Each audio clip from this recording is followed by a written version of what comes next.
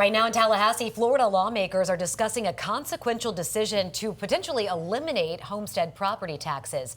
You're watching 10 Tampa Bay News at 6. I'm Courtney Robinson. And I'm Dave Wagner. Governor Ron DeSantis made that announcement about the proposal in Tampa last week. And 10 Tampa Bay News reporter Andy Payton joins us live from Tallahassee tonight. And Andy, you have some new reporting tonight on the pushback, particularly related to funding for schools.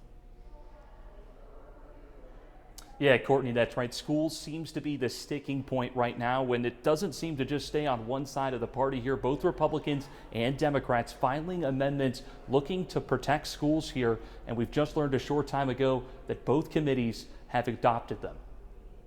Members, please take your seats. The clerk will read the proclamation. Tonight, Florida lawmakers weighing a historic decision with House. How does increasing the exemption for property taxes on homesteads help rent affordability for those that can't afford a homestead? And Senate committees. SJR 2F is the governor's plan to provide property tax relief to owners of real property in the great state of Florida. Still discussing legislation at this hour that could make Florida the first state in the country to eliminate homestead property taxes. This entire package was very sloppily and quickly drafted. The proposal, coming directly from Governor Ron DeSantis, needs a 3/5 majority from each chamber to be placed on November's ballot, and would roll out in phases, starting by raising the homestead exemption to $150,000 in 2027, $250,000 in 2028, and ultimately $500,000 down the road, which would eliminate property taxes for 76% of Floridians.